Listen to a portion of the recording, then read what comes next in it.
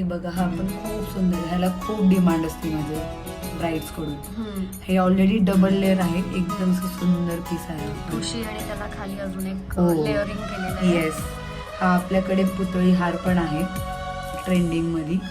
राणी हार सुद्धा आहे.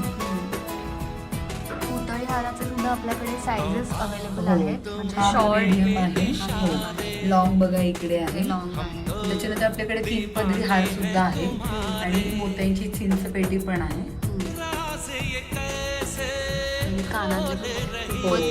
हे पण फ्रंट आपले कर्णफुली येतील.